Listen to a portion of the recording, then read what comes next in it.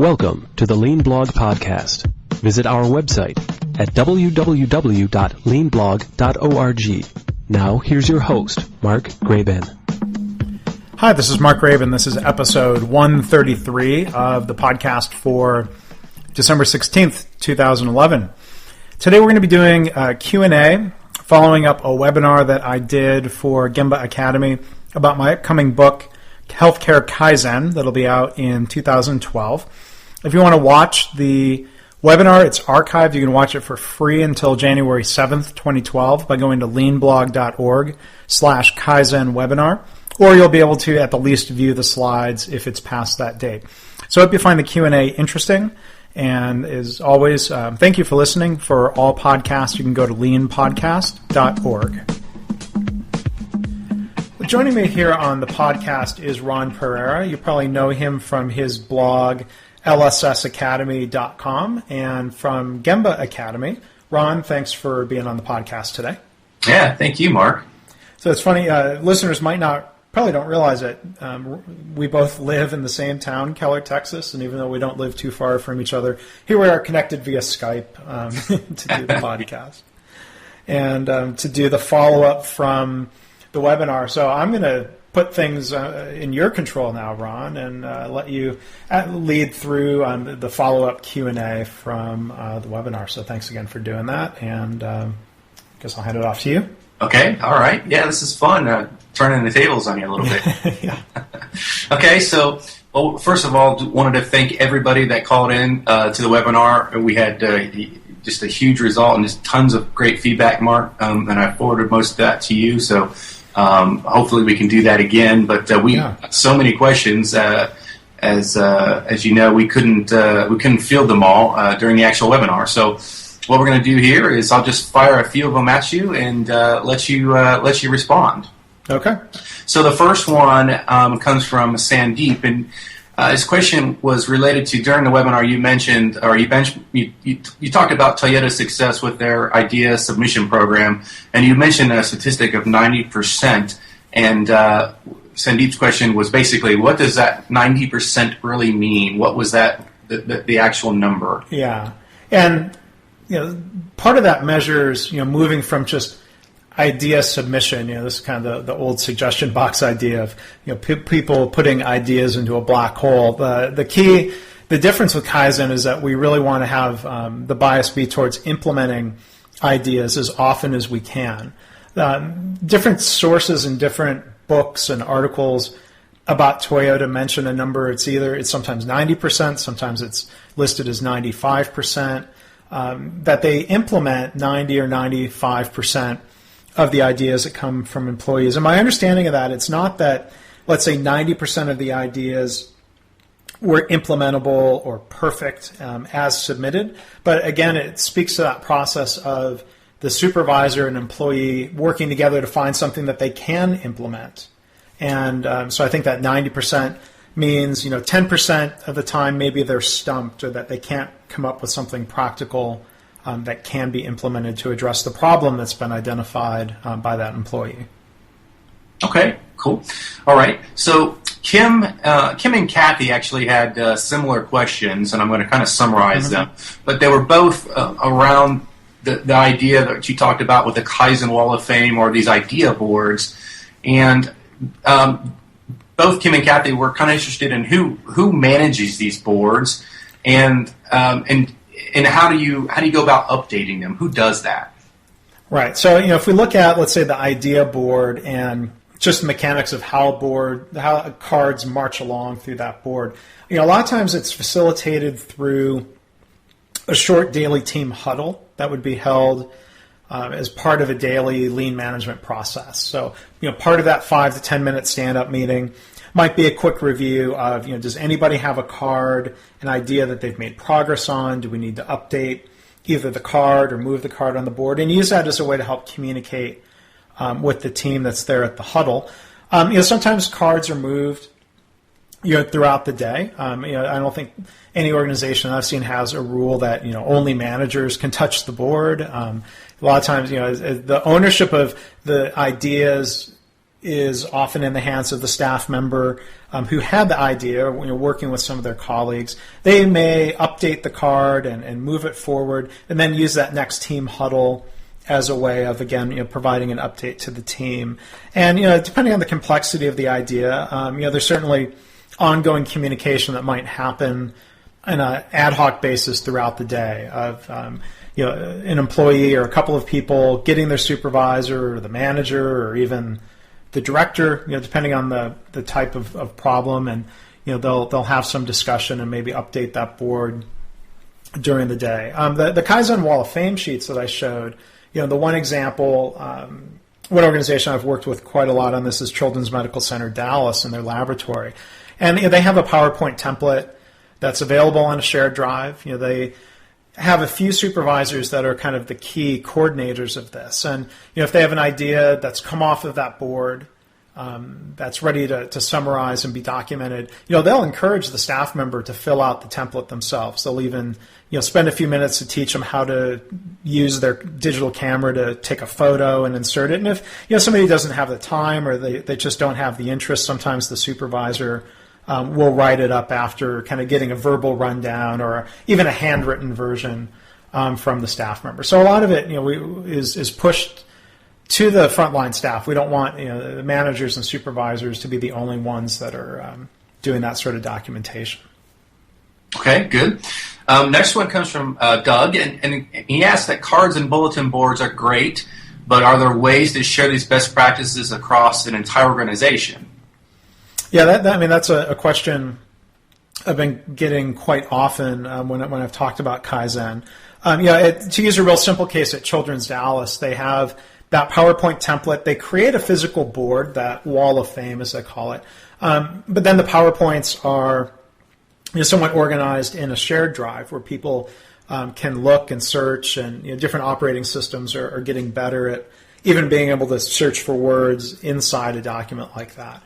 And then you've got different types of web-based databases or web-based software packages out there. My co-author, Joe Schwartz at Franciscan St. Francis, they've actually built a homegrown system with their internal IS department for documenting completed Kaizens. So there's a simple web interface. Somebody can punch in their idea, their before and after. Then they have that in a searchable format where, one example Joe uses is if somebody at one of their 3 local hospitals has a question or wants to do something involving shelves, they can type shelf into that database and they can see Kaizens that people have done in different departments across those different sites. And there's other organizations, and we do talk about this in the Healthcare Kaizen book, have created homegrown systems that they've used. The startup Kinexus that I'm working with as a chief improvement officer was actually born of a homegrown system at Vanderbilt University Medical Center that our co-founder commercialized, and we're now have on the market as an alternative to building your own system. So I think there's my final thought on this. There's pros and cons. There's simplicity to cards and bulletin boards. There's certainly some limitations, as the question pointed out. So I think, depending on the situation, there's different approaches different organizations are taking. So from a consulting side of things, Mark, would you recommend to somebody getting started with Kaizen to start with software, or would you have them start with the board, start at the Gemba, a piece of paper, or would you have them kind of go straight for the software? Yeah, I think you see both happening, and we're from a Kinexus standpoint, from a technology company, we have some users who had already been working with Kaizen. We have some that are getting started in an electronic format. And our co-founders' situation at Vanderbilt, they were doing so many things electronically with electronic medical records and all sorts of other systems that, within their environment, it just seemed natural. They're already working on the computer enough, as Greg said. Yeah. But it just made sense to go that way. And some organizations may be more comfortable, starting with a manual method, especially if they're testing out Kaizen and some of these practices and maybe just one department to start. Sure. Okay, very good. All right. So next question comes from Robert, and he asked, is there any specific training that might help lean thinkers from manufacturing transition to a healthcare position? Yeah, so I mean that's definitely a growing trend of people with engineering backgrounds or other, production and manufacturing and supply chain backgrounds trying to get into healthcare. There's so much need, and in healthcare, there's so much opportunity for improvement. There's a lot of hiring going on in healthcare. That was one of the secondary audiences for my first book, Lean Hospitals. I mean, it was primarily written for healthcare people who didn't yet know Lean, but there's been a lot of readers who already knew Lean but just wanted, healthcare examples and a way of starting to kind of understand what's going on in healthcare. So my book might be one good introduction, and I've also set up a free networking website that's had a lot of discussion over the past 2-3 years about moving into healthcare. The web address for that is movetohealthcare.ning.com, and I'll put a link to that on the blog post for this episode. If they go to leanpodcast.org and click on the link for this episode, they can get to that maybe more easily that way. Very good. Very good. Okay, Sonia asked, how do you get Kaizen started in a workplace where the manager/coworkers do not like to let go of control over how and what is done? Yeah, that's a really common question and kind of common dynamic. So maybe that's a good problem statement. Why don't managers like why do they perceive it as losing control? I mean, I think a lot of times this idea, unfortunately, of empowering, engaging your employees in improvement is somehow a win-lose situation for the managers. I think senior leaders can do a lot to set the tone for this in terms of what they're saying, how they're responding in an organization. I think in a good Kaizen culture, when a manager's employees are driving improvement, that does nothing but reflect well on the manager, in the right sort of climate. Now, if you had, there would be challenges if let's say a vice president was, if you will, beating up on the manager for, why aren't you driving the change yourself? And I mean, somebody who's maybe trying to do Kaizen locally could butt up against, dysfunctions in the organization. But, I think in the right environment, senior leaders are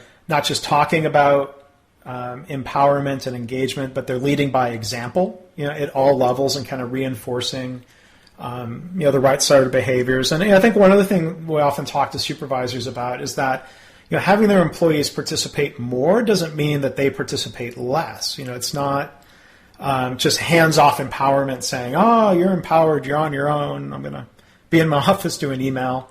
Kaizen is a very collaborative process. Supervisors are still involved, arguably more involved because they're working together with people. But I think that's certainly an important cultural thing to keep in mind. How much of that is going to be a problem, that perceived, sense of loss from, frontline supervisors and managers. That's, I don't know if there's an easy answer to that, but it's certainly something to be really aware of. Sure. Okay, I'm going to butcher this next name, I think, but I believe it's Jania asked, you mentioned a lot of different organizations throughout the webinar, and Jania wanted to know if these organizations have a lean office, and if so, how were they involved? Yeah, so there's a mixed bag there. I think of Children's Medical Center Dallas, for example. I mean, we were working with Kaizen locally within their laboratory. A couple hundred people across different parts of the lab, and there really wasn't any central lean function at all to speak of.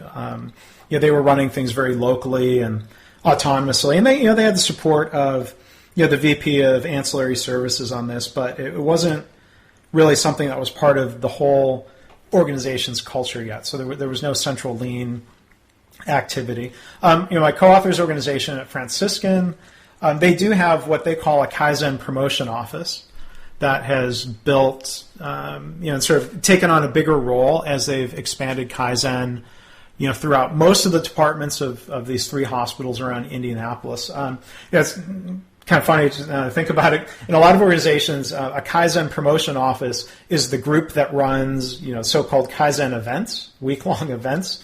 At Franciscan, they really don't do a lot of that.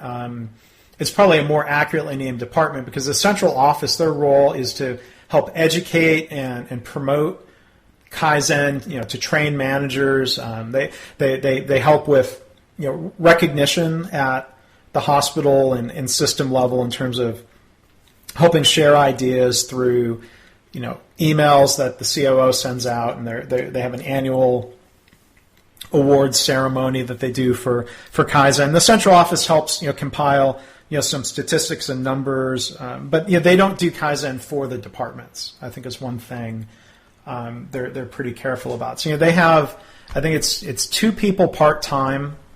It's my co-author and one other person, so I think you call it slightly over 1 FTE altogether to help manage that for a couple organizations. So it's not a big, huge central team because they really do focus on the managers and local leaders really owning and driving Kaizen, within each of their departments and sites. Okay, very good. All right, our next question, Mark, is from Bill. And Bill wanted to know if you had any ideas for addressing lots of little problems when they have their roots in a big problem. For example, long patient waits for transfer to floor handoff times, which is a small problem due to departments operating in their own silos, which is a big problem. Yeah, that's a great question. A lot of what we would call quick and easy Kaizen or daily Kaizen, the focus is on little problems, little things that can be implemented locally. Things that bubble up from staff members just based on their own work. If we think back, I showed during the webinar, there's a diagram talking about 3 levels of Kaizen, 3 different levels of complexity and scope of problems. So the little staff-driven, small Kaizen, that's just part of the picture. So, we want to make sure that we're also driving more systemic change at a value stream level or an organizational level. I don't think there's a single organization we highlight in the book that's only doing the small daily Kaizen. They're combining it with larger, more systemic change because I think 2 things. We want to be careful that we're not just making local improvements that suboptimize anything. That's part of the role of leaders in a Kaizen approach is to make sure people aren't suboptimizing or harming other departments inadvertently. And then the second piece of leadership's obligation to make sure they are addressing the culture or some of these other more systemic root causes, so that we're not, as I called it, we want to make sure we're not 5S'ing the deck chairs on the Titanic and doing little small surfacey changes that aren't going to save the organization from completely sinking. So I think as with a lot of things, there needs to be balance. We can't have just big, huge programmatic change.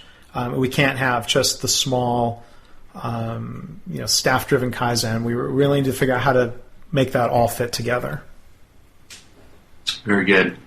Okay, next 2 questions come from Matt, and I'll go with the first one, and then I'll ask the second one after you answer it. Mm-hmm. So the first question is: do I understand it that the presented idea cards are used by the staff? Then at implementation, they are rewritten on quick and easy Kaizen cards.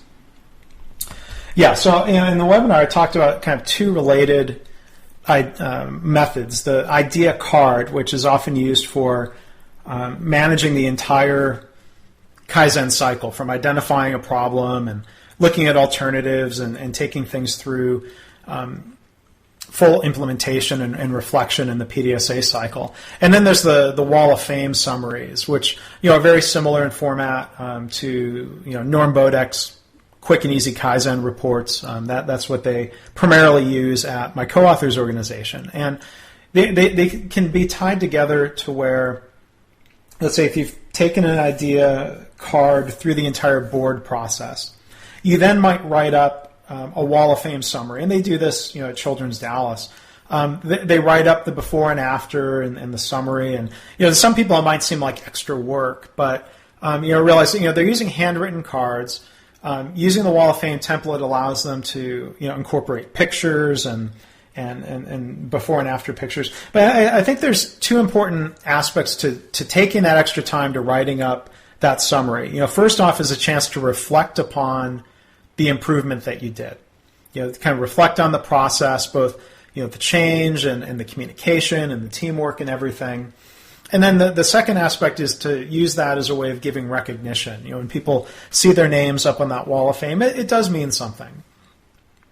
So that's one aspect. But then there are times where if a change is just so small and so immediate, some changes don't even go through that formal board. It might just get written up in that Wall of Fame format as, again, a way of reflecting and giving recognition and even just communicating that change so that others can adopt that method and learn from it, and maybe even go take it back to their own separate part of the lab where children's, they have different idea boards for the core laboratory and for microbiology and for pathology. They'll use that mechanism as a way of sharing ideas across those different subdepartments. Okay, very good. All right, Matt's second question is, he said, question came up from the managers about whether or not to put a team board in an area that can be viewed by patients. And do you have any suggestions about this? Yeah, I think that's a judgment call depending on the organization. There's some organizations I've worked with. Think of one primary care group in Illinois I worked with. They put their idea boards in a public hallway. Now, it was kind of in the back corner of the clinic. It's not like it was in the waiting room or a real high traffic area. But I think they realized that there was nothing on those cards that was really highly embarrassing to the organization or to the staff. There certainly wasn't anything on those cards that would be a HIPAA violation, because it's all very process based. And I think some organizations actually enjoy the opportunity to help demonstrate and engage even with their patients. Look, we're working on improvement activities, and the board is a good way of helping illustrate that. I've seen in other hospital settings, in clinics, having the board out where people can see it. But then I've worked with some other organizations where they felt more comfortable putting the board in a break room or in a team conference room. I think they felt like they would get better participation if the staff didn't feel like those ideas were on display for the whole world to see. So I think it depends on the culture of the organization. There's some organizations now that are really excited about increasing transparency with their patients and their community, and the board is one way of fostering that. And then there's some people who don't want to do that, and I think that's okay if that's what it takes as well.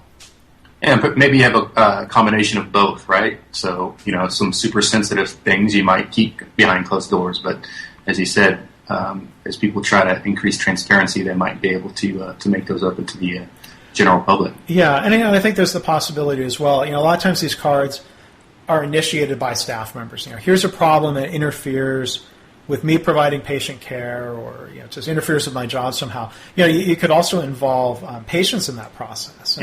If the patient makes the complaint directly, you could use the card as a way of showing them that we're following up, whether that patient participates in the Kaizen process, like some hospitals would do, or whether you're just kind of showing them, look, we followed up on your idea.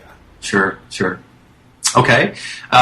Next question is from Eli, and wants to know, said, I would like to ask you about rewards. Do you think that offering rewards is a good way to get employees involved in the program? If yes, what kind of rewards? Could you say, from your experience, what is the best way to get the employees on board? Yeah, that's a really good question. I think ideally, Kaizen is built upon people's intrinsic motivation. That people want to improve their process, and if we engage them and listen to them, that they will participate. It's kind of a gut reflex thing where people say, well, if we want more ideas, we have to provide incentives or rewards. It's become almost just second nature to say, if we want more of something, we have to reward it. If we look back at traditional suggestion box systems, the reward was usually based on the idea that the organization would pay the employee a percentage of what that idea, what that suggestion was worth. And so there were a couple of dysfunctions that came from that. One is that, it really encouraged people to swing for the fences, to submit big, huge, high-impact ideas. And, you might not be able to come up with too many of those. So on the flip side, Kaizen emphasizes, lots of little ideas. And there may be some big ones mixed in, but you really want to get the ball rolling, especially with lots of little, tiny ideas. So then when you're paying a percentage of the idea, that sounds good in theory, but in practice what happens is you get a lot of arguments. And I saw this back in the auto industry when it was that very classic suggestion system. Management had an incentive to downplay the value of the idea so they could pay less. The employee always felt like they were getting gypped because they were the idea wasn't valued and therefore their payout wasn't as big as they thought it would be. Or employees start fighting with each other about, well, that was his idea and my idea and he stole it. And, with Kaizen, we want teamwork and cooperation. Those idea boards, will always give recognition to everybody who was involved, not just who initiated it, because that's often hard to figure out even, whose idea was it originally. So I think what we see working well in Kaizen systems, looking at rewards and recognition, a lot of the emphasis is on recognition. So again, it's things like bulletin boards, newsletters, thank yous from managers and senior leaders. That recognition really can go a long way. My co-authors organization does have a process where they pay out points for implemented ideas, and you can redeem those points for prizes and cafeteria gift cards. But really, it just comes down to a couple of bucks per idea. It's more of a token payment. It's a different form of recognition. And that works well for them. So I think one of the key lessons learned is that if you're going to pay for ideas, keep it small. Don't let money become the primary motivation.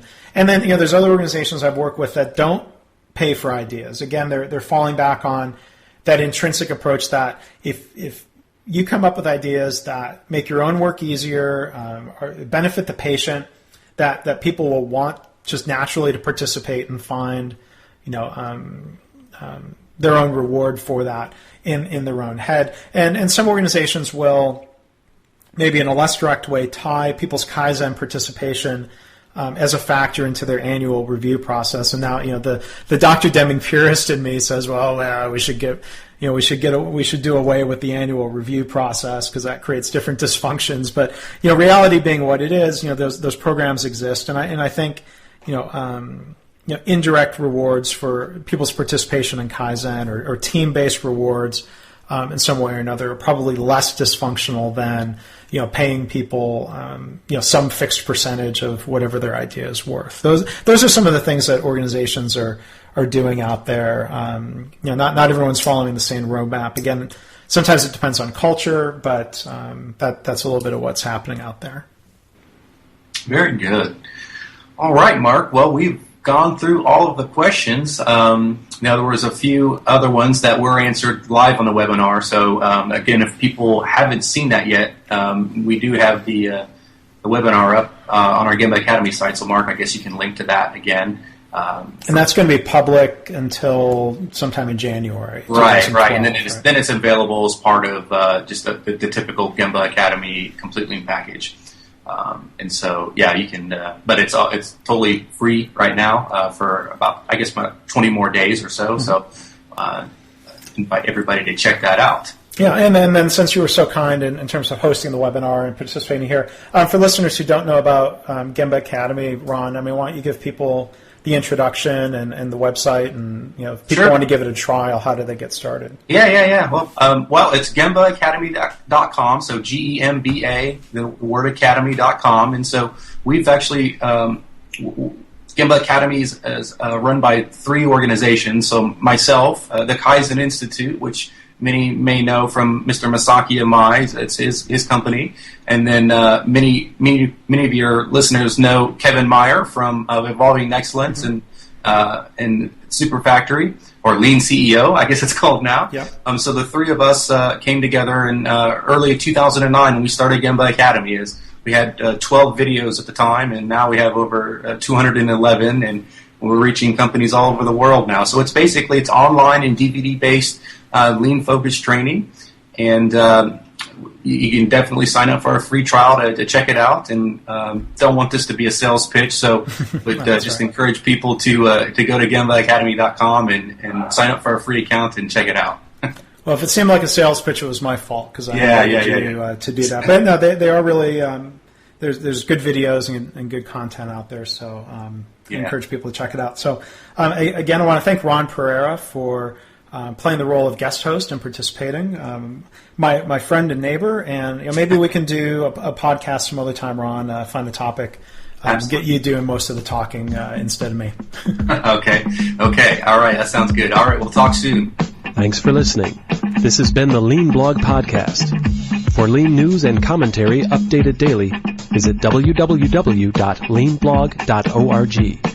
If you have any questions or comments about this podcast, email Mark at leanpodcast@gmail.com.